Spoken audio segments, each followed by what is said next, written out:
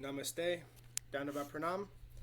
By the instruction and grace of our spiritual master, Om Vishnupad Paramahamsa, Sripad Bhakti Madhava Puri Maharaj, we are here reading Srimad Bhagavatam. Om Namo Bhagavate Vasudevaya, Om Namo Bhagavate Vasudevaya, Om Namo Bhagavate Vasudevaya. We are also paying our humble Dandavat Pranam to Srila A.C. Bhaktivedanta Swami Prabhupada for providing us this wonderful commentary and translation of Bhagavatam. And following the guidance and mercy of Srila Bhaktisiddhanta Saraswati Thakur Prabhupada, we are praying to Śrīmatī Rādhārāṇī. Yadi sevā-vañcitāḥ yasyāḥ kṛpayā vayaṃ labhema sarvaṃ prāpnumaḥ prayojanaṃ dhāmni śrī-bhagavat pade Kṛṣṇa-sambandhi sarvaṃ Yadi jānīmahe tutam Aṣṭādaśasu sahasreṣu ślokānāṃ bhāgavat-oktiṣu Rādhārānīṃ vindāmaḥ tadā nishphalam bhagavat yayinam radhikaya kripam vina vyartasyat sarva-pariśramaḥ. If we are cheated out of serving that personality whose mercy awards us everything we need, including residence in the Lord's holy Dham and all things connected to Krishna, and if we cannot understand or discover Rādhārānīṃ within the 18,000 verses of Srimad Bhagavatam, then our study of Srimad Bhagavatam has been pointless. Without the mercy of Śrīmatī Rādhārāṇī, all of our efforts are in vain. So we are continuing our reading today from Canto 5, Chapter 26, Text 28.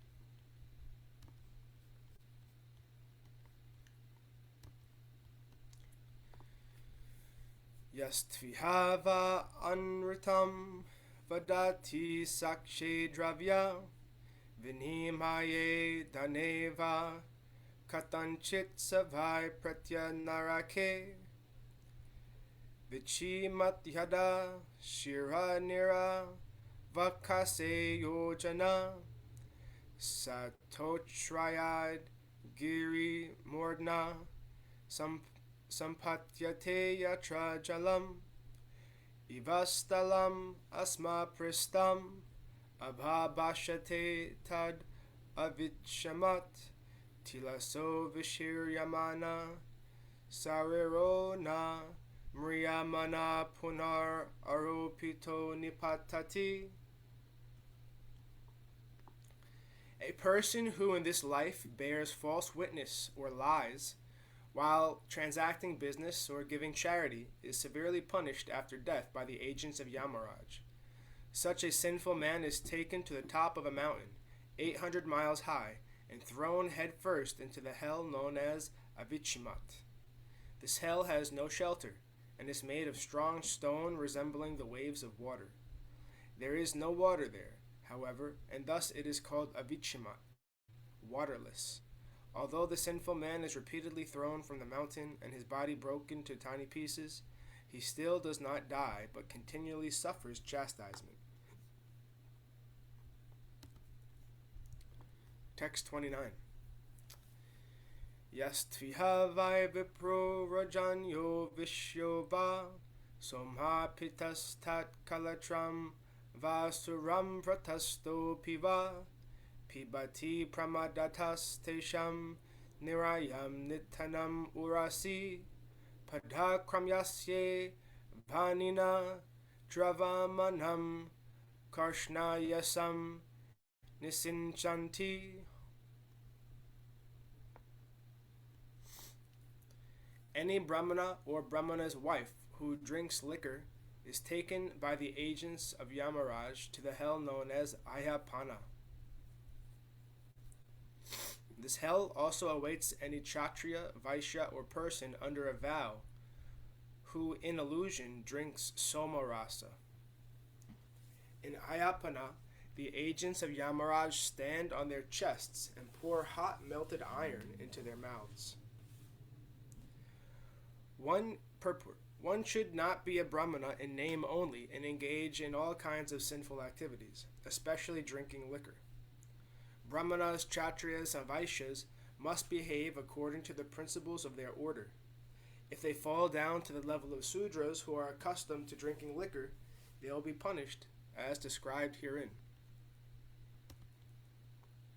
Text 30. Atachayastvihava atma sambhavanena svayam adamho janma tapo vidyachara vanashramavato variyaso na bahumanyeta samritaka evamritva chara kardame nirayevak shira nipatito duranta yatana hyasnute.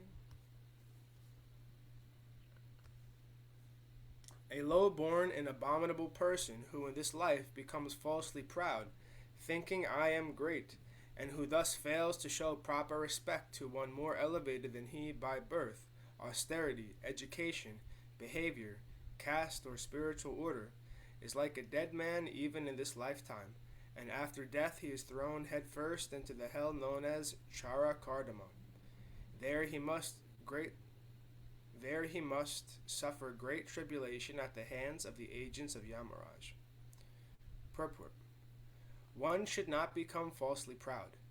One must be respectful toward a person more elevated than he by birth, education, behavior, caste, or spiritual order. If one does not show respect to such highly elevated persons, but indulges in false pride, he receives punishment in Chara-kardama. Text 31. Ye tvihāvai purusaha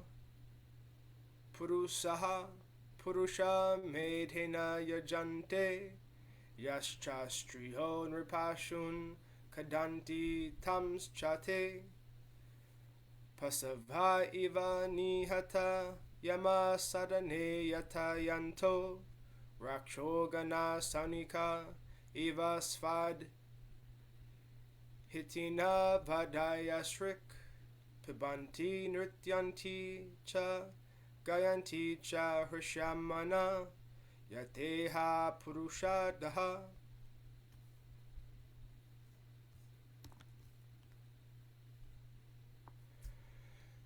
There are men and women in this world who sacrifice human beings to Bhairava or Bhadra Kali and then eat their victims' flesh.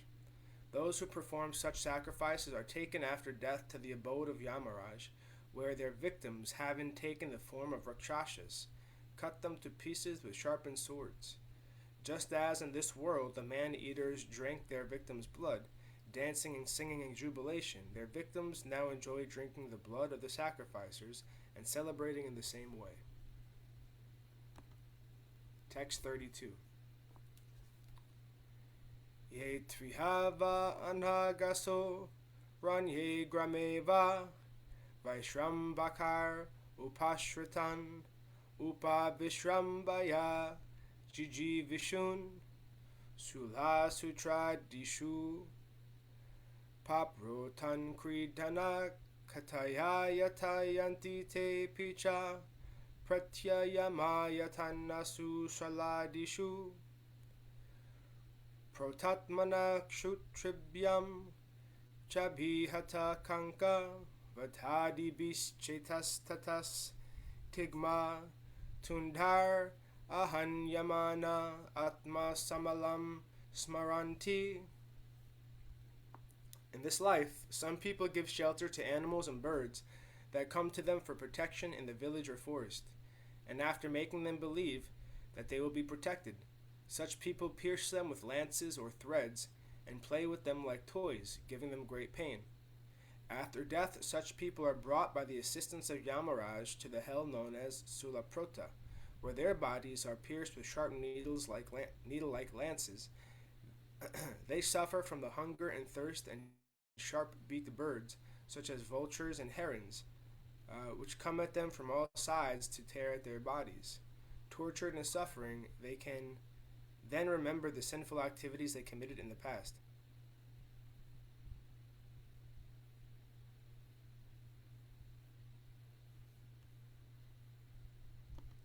Text 33.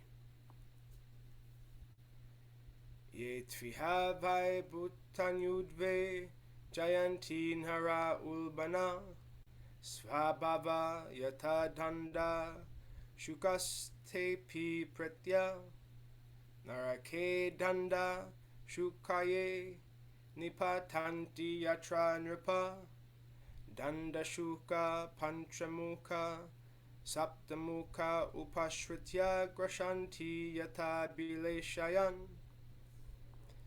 Those who in this life are like envious serpents, always angry and giving pain to other living entities, fall after death into the hell known as Dandashuka. My dear king, in this hell there are serpents with 5 or 7 hoods. These serpents eat sinful persons just as snakes eat mice. 34. Ye tvihava andhavata kushula guhadishu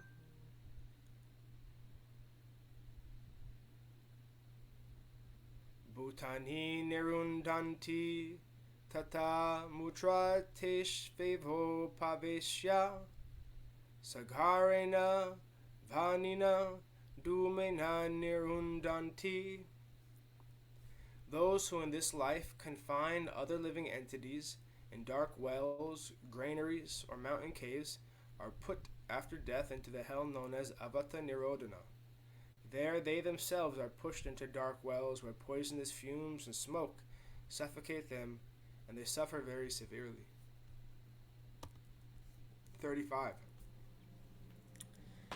Yastvihava atitin abhyagatan vagriha patir asakrid upagata manyor didhakshur iva papena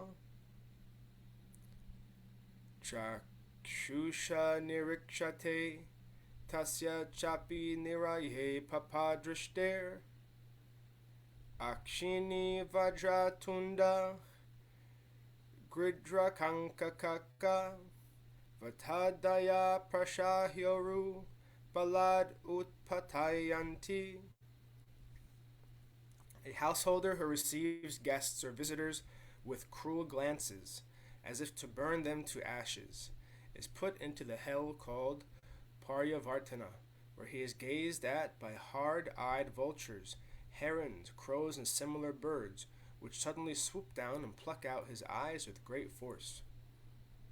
Purport. According to Vedic etiquette, even an enemy who comes to a householder's home should be received in such a gentle way that he forgets that he has come to the home of an enemy. A guest who comes to one's home should be received very politely. If he is unwanted, the householder should not stare at him with blinking eyes, for one who does so will be put into the hell known as Paryavartana after death. And there many ferocious birds like vultures, crows, and cockneys will suddenly come upon him and pluck out his eyes. Text 36. Yastvihava adhyabi matir ahan kritis tiryak prekshana sarvato vivishanki arta vyayanasa chintaya parishusyamana hridaya vadano nirvritim anhavagato graha ivartam abhirakshati sa chapi pratya tad utpadhanot karshana samrakshana samala graha suchi mukhe narake nipatati yatraha vitagraham papa purusham dharma raja purusha vayaka ivha sarvaton geshu sutrai parivayanti. One who in this world or this life is very proud of his wealth always thinks, I am so rich, who can equal me? His vision is twisted, and he is always afraid that someone will take his wealth. Indeed, he even suspects his superiors. His face and heart dry up at the thought of losing his wealth, and therefore he always looks like a wretched fiend. He is not in any way able to obtain actual happiness, and he does not know what it is to be free from anxiety. because of the sinful things he does to earn money, augment his wealth and protect it, he is put into the hell called Suchimukha, where the officials of Yamaraj punish him by stitching thread through his entire body like weavers manufacturing cloth.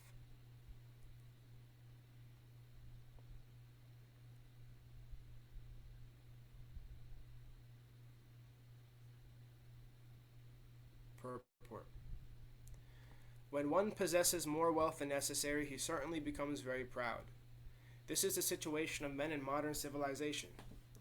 According to the Vedic culture, Brahmanas do not possess anything, whereas Kshatriyas possess riches, but only for performing sacrifices and other noble activities as prescribed in the Vedic injunctions. A Vaishya also earns money honestly through agriculture, cow protection, and some trade. If a Sudra gets money, however, he will spend it lavishly without discrimination, or simply accumulate it for no purpose. Because in this age there are no qualified Brahmanas, Kshatriyas, or Vaishyas, almost everyone is a Sudra. Kalo Sudra-sambhavaha. Therefore, the Sudra mentality is causing great harm to modern civilization. A Sudra does not know how to use money to render transcendental loving service to the Lord. Money is called Lakshmi, and Lakshmi is always engaged in the service of Narayan. Wherever there is money, it must be engaged in the service of Lord Narayan. Everyone should use his money to spread the great transcendental movement of Krishna consciousness. If one does not spend money for this purpose but accumulates more than necessary, he will certainly become proud of the money he illegally possesses. The money actually belongs to Krishna, who says in Bhagavad-Gita 5.29, Bhoktaram yagyatapasam sarva-lokam maheshvaram. I am the true enjoyer of sacrifices and penances, and I am the owner of all planets. Therefore nothing belongs to anyone but Krishna. One who possesses more money than he needs should spend it for Krishna. Unless one does so, he will become puffed up because of his false possessions, and therefore he will be punished in the next life as described herein. Just going to check how many more verses there are in this chapter.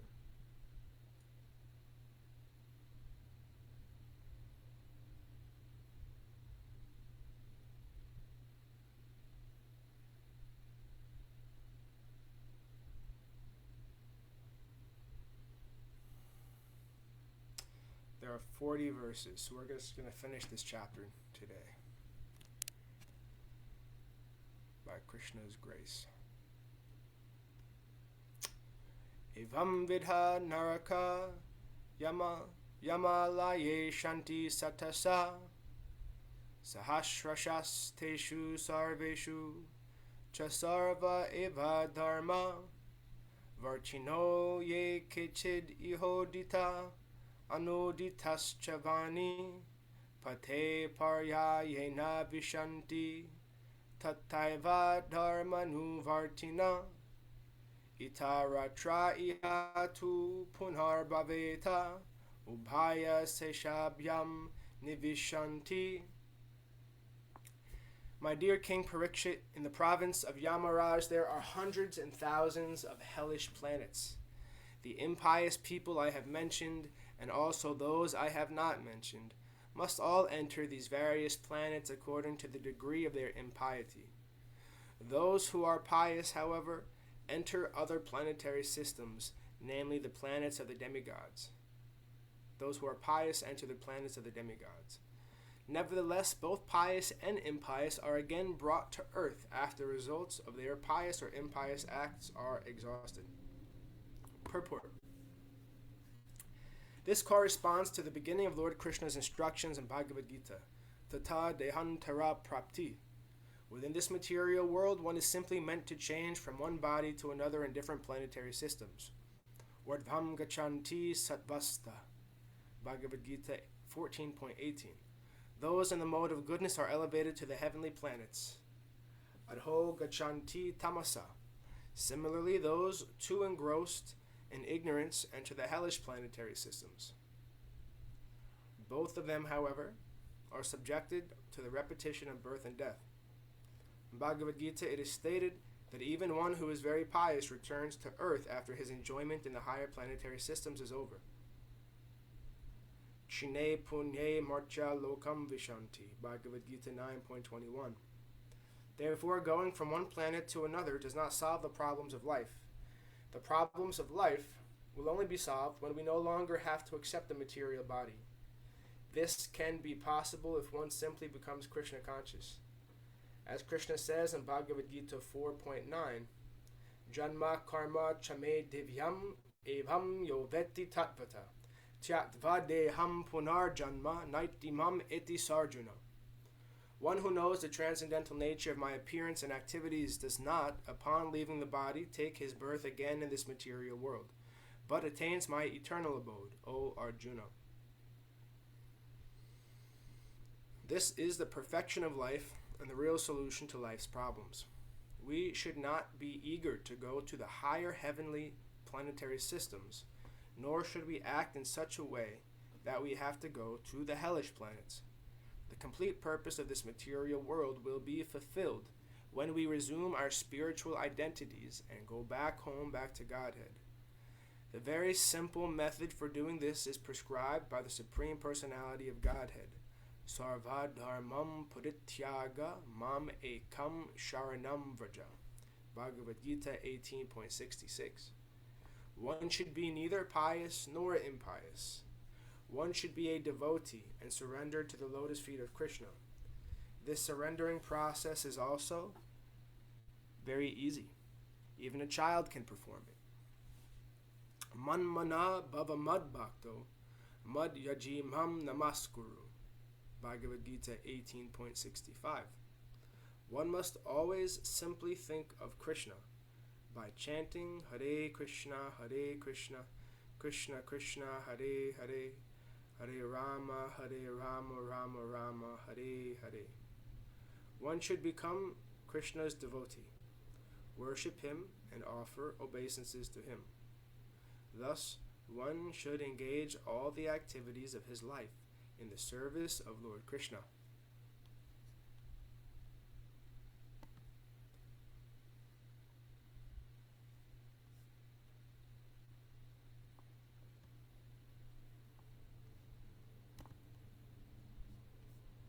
Text 38. Nivritti lakshana marga adhaveva vyakyata etavan evanda koso yas chatur dashadha puraneshu vikalpita upagiyate yattad bhagavato narayanasya sakshanmaha purashasya stavishtam rupam atmamaya gunamayam anuvarnitam adritta patati shrinoti shravayati sa upageyam bhagavata paramatmano grahyam api shraddha bhakti vishuddha buddhir veda. In the beginning, the second and third cantos of Srimad Bhagavatam, I have already described how one can progress on the path of liberation. In the Puranas, the vast universal existence, which is like an egg divided into 14 parts, is described. This vast form is considered the external body of the Lord, created by his energy and qualities. It is generally called the Virat Rupa. If one reads the description of this external form of the Lord with great faith, or if one hears about it or explains it to others to propagate Bhagavat Dharma or Krishna consciousness, his faith and devotion in spiritual consciousness, Krishna consciousness, will gradually increase. Although developing this consciousness is very difficult, by this process one can purify himself and gradually come to an awareness of the supreme absolute truth.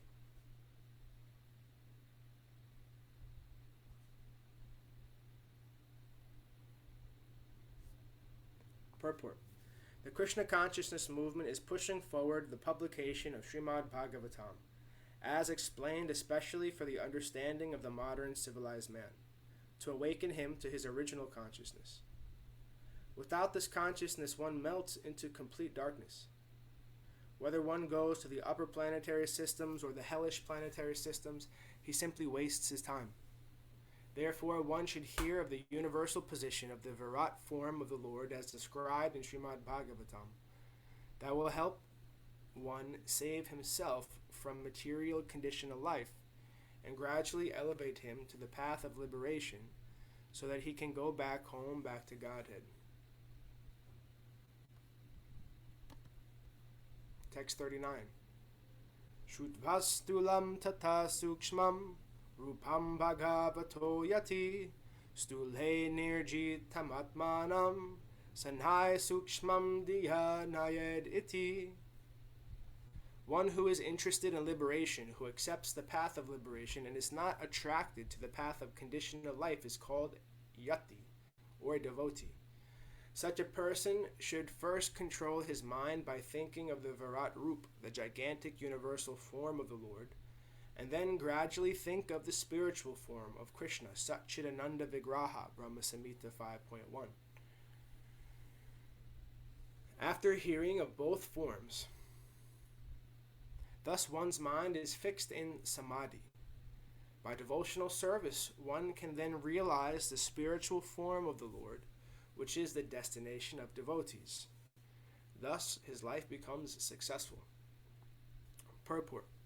It is said, Mahat sevā-vañcitāḥ dvaram ahor vimukte, Bhagavatam 5.5.2.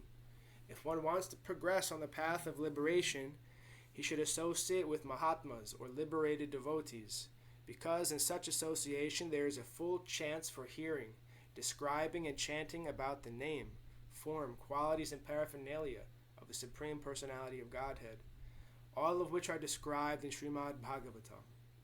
On the path of bondage, one eternally undergoes the repetition of birth and death. One who desires liberation from such bondage should join the International Society for Krishna Consciousness and thus take advantage of the opportunity to hear Srimad Bhagavatam from devotees and also explain it to propagate Krishna consciousness. And for anyone listening to this, the Krishna consciousness movement is very wide, and we should not approach it with an institutional mindset. So Prabhupada is not talking about an institutional mindset. He was talking about, at the time he was writing this, the only way for anyone in the Western world to learn about Krishna consciousness. Not that as time went on and the movement grew, that ISKCON is the only way to practice Krishna consciousness, right? So we shouldn't be confused about that.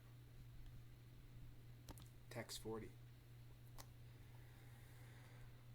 Budvibha Varsha Sarid Adri Naba Samudra Pataladin Naraka Bhagana Loka Samsta Gita Maya Tavanripad Bhutam Ishvarasya Stulham Vapu Shakala Jiva Nikaya Dhamma.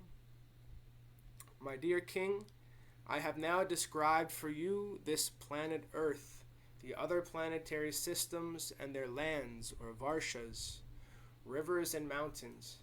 I have also described the sky, the oceans, the lower planetary systems, the directions, the hellish planetary systems, and the stars. These constitute the Virat Rup, the gigantic material form of the Lord, on which all living entities repose. Thus I have explained the wonderful expanse of the external body of the Lord. Thus end the Bhaktivedanta purports of the 5th Canto, 26th chapter of Srimad Bhagavatam, entitled A Description of the Hellish Planets. There is a supplementary note written by His Divine Grace Bhaktisiddhanta Saraswati Goswami Maharaj Prabhupada in his Gaudiya Bhasya. Its translation is as follows. Learned scholars who have full knowledge of all the Vedic scriptures agree that the incarnations of the Supreme Personality of Godhead are innumerable. These incarnations are classified into two divisions called prabhava and vaibhava. According to the scriptures, prabhava incarnations are classified in two divisions, those which are called eternal and those which are not vividly described. In this fifth canto, Srimad Bhagavatam, in chapters 3 through 6, there is the description of Rishabdadev, but there is not an expanded description of his spiritual activities. Therefore, he is considered to belong to the second group of prabhava incarnations. In Srimad Bhagavatam, first canto, chapter 3, verse 13, it is said, Astame maru tevyam tu nabherjata uru krama darshayan vartmadhiranam sarvashrama namaskritam.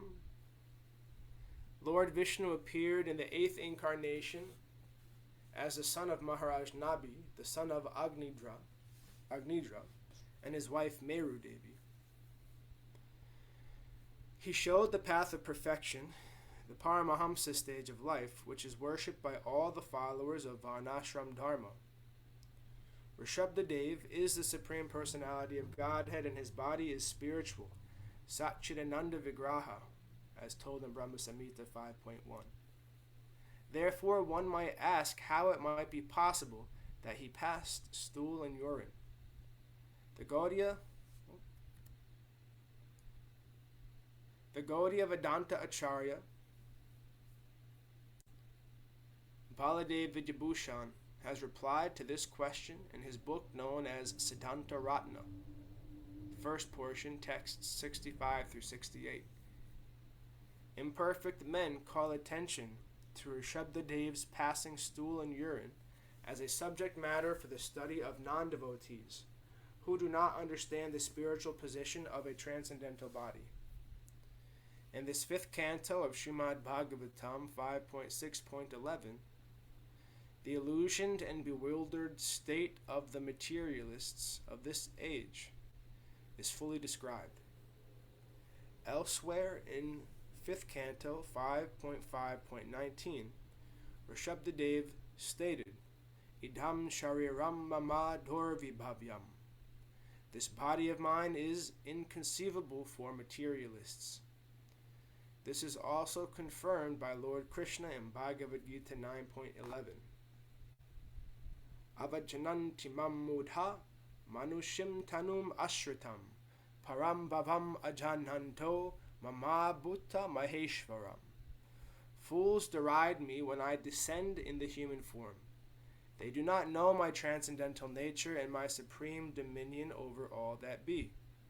The human form of the Supreme Personality of Godhead is extremely difficult to understand, and in fact, for a common man, it is inconceivable. Therefore, Rishabdadev has directly explained that his own body belongs to the spiritual platform. This being so, Rishabdadev did not actually pass stool and urine, even though he superficially seemed to pass stool and urine.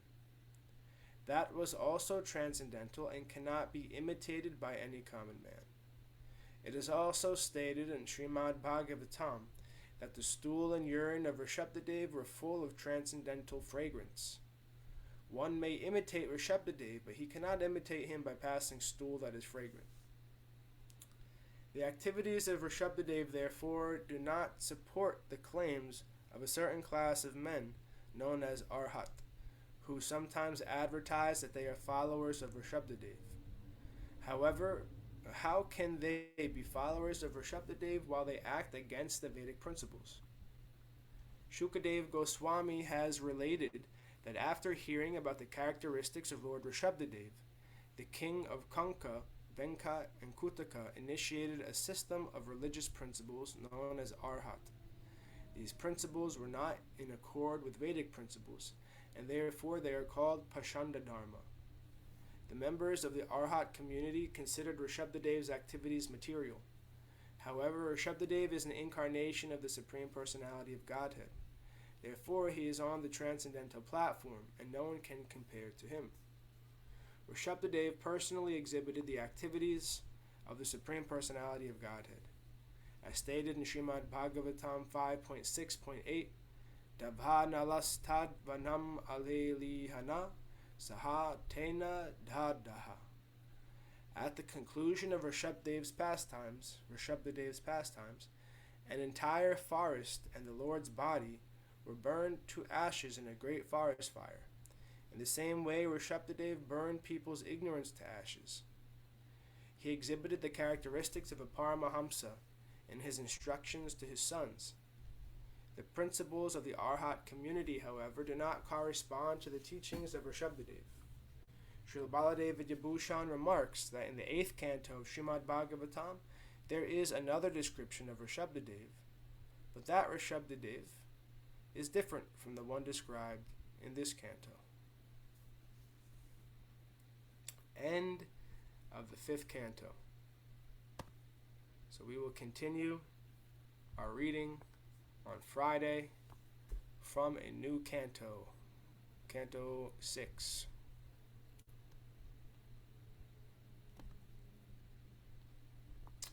Okay.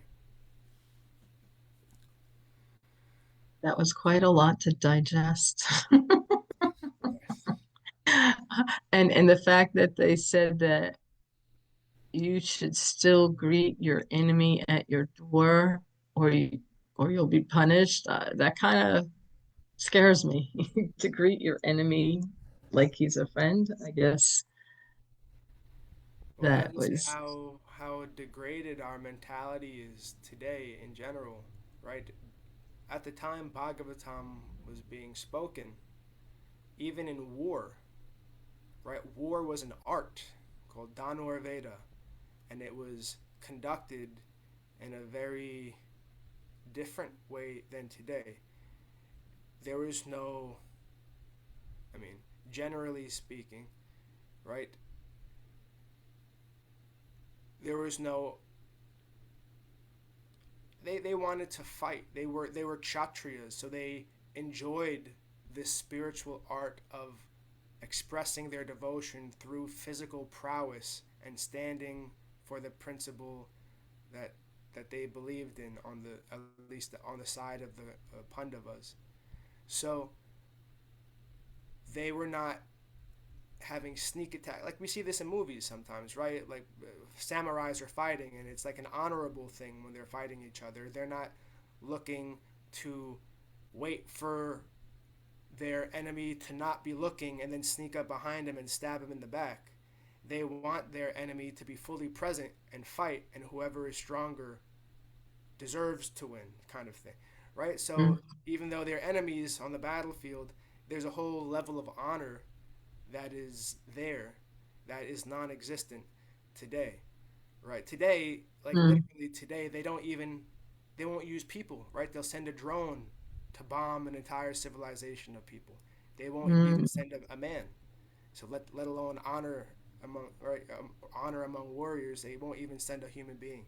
They'll make it so impersonal, and to have a little boy with a joystick thousands of miles away direct a drone to go bomb a village, right? The consciousness today is so far removed, so degraded from anything that Bhagavatam is talking about that it seems inconceivable.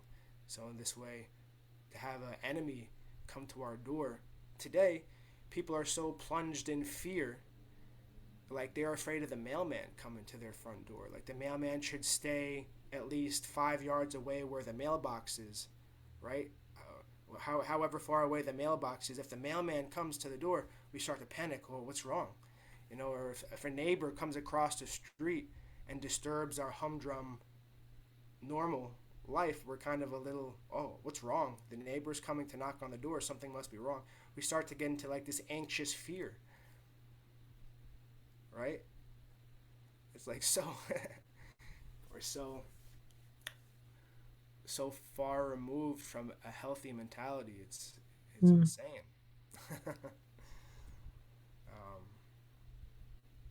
Yeah. So how nice would it be if even when an enemy came, we could treat them with some respect, And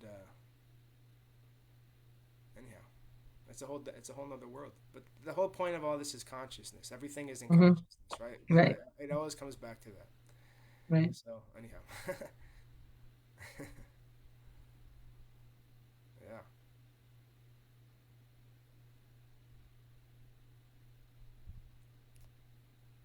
So kind of, you can relate it to your competition in business thing, right?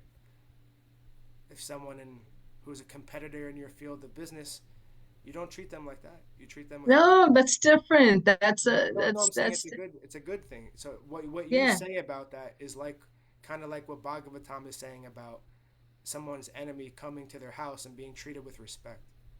So I guess I was thinking about an enemy. Can I trust him? Is he going to hurt me or my family? Like that's the mode I would be in, and I would be very cautious about answering my door. Mm. But business competition, there is no competition. Everybody can be friendly and still, you know, you know, Maybe your business collaborate. competition, they're coming over to you to steal your clients. How can you trust them? How do you know? Oh, that's to me, But that's not you do the trust them. level. Yeah. That's not the level I'm talking about. I'm talking about physical harm to myself or my family. If it's like an enemy, what are they here for? Are they going to hurt us? But business, it's not even a problem. But That's whatever. on a It's lesser le- trivial. on a lesser level, you're practicing what Bhagavatam is saying though. Mm. When a business competitor comes and schmoozes, and you, instead of becoming defensive and nasty, instead you give honor, respect, you offer them Hmm. some water, a nice conversation, and don't Hmm. act in a fearful way. Hmm. Then in a lesser way, in a less severe way, you're practicing what Bhagavatam is saying here. Yeah. Hmm. Yeah. So Yeah. So enemy is a strong word because it puts me on high alert. yeah,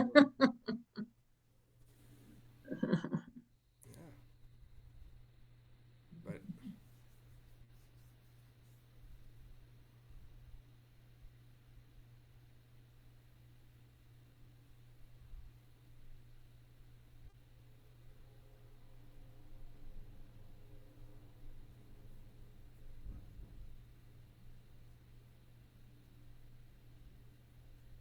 I wonder how far you can take that example, Yeah.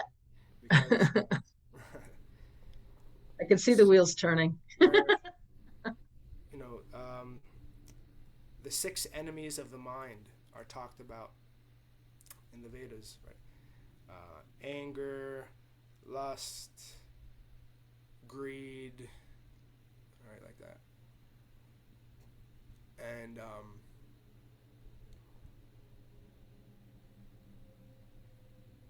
so when the enemies come into our home or come into our consciousness, so when lust, anger, greed come into our consciousness, should we give them a cup of water and let them, stay a while, and then escort them out the door very calmly, rather than panicking and causing more of a commotion and agitating an unnecessarily volatile scenario, Mm. right? Kind of like you just observe the things coming in and out of in like a meditative state. People advise you just observe what's coming in and out of the mind rather than grabbing onto it and wrestling with it. You just let it come in, let it come out, just passively observe it. Anyhow, so that I wonder if you could extend that Bhagavatam verse to that situation as well. Anyhow, Mm. so thus ends our reading for today. Jayam Vishnupad Paramahamsa Shripad Bhakti Madhava Puri Maharaj Ki Jai. Bye. Jai Srila Prabhupada, Srila Guru Maharaj, Srila Guru Dev, Srila Acharya Dev, Srila Tirtha Maharaj Ki Jai. Bye. Shri Rupanuga Guru Varga Ki Jai. Jai. Jai Navadu, all glories to the assembled devotees, all glories to the worldwide devotees, Sama Bhakti Veda Vrinda Ki Jai. Jai. Jai Navarup Dham ki Jai, Mayapur Dham ki Jai, Jagannath Puri Dham ki Jai, Jagannath Baladev Subhadra Ju ki Jai, Jai. Ganga Mai Yamuna Mai ki Jai, Vrindavan Jai. Dham ki Jai, Giri Govardhan Jai. Gupta Govardhan Dham ki Jai, Jai. Sham Kun Radha Kun ki Jai, Tulsi Devi Bhakti Devi Vrina Devi ki Jai. Jai. Jai Harinam Sankirtan Yagya ki Jai, Scientific Sankirtan Yagya ki Jai, Princeton Bhaktivedanta Institute ki Jai, Sri Chaitanya Saraswat Mat ki Jai, Nitai Jai. Gaura Premanandi, Hari Hari Hari Bo. Haribo. Jai Śrīmatī Uma Devi Dasi ki Jai, Śrīmatī Tulsi Maharani Devi Dasi ki Jai.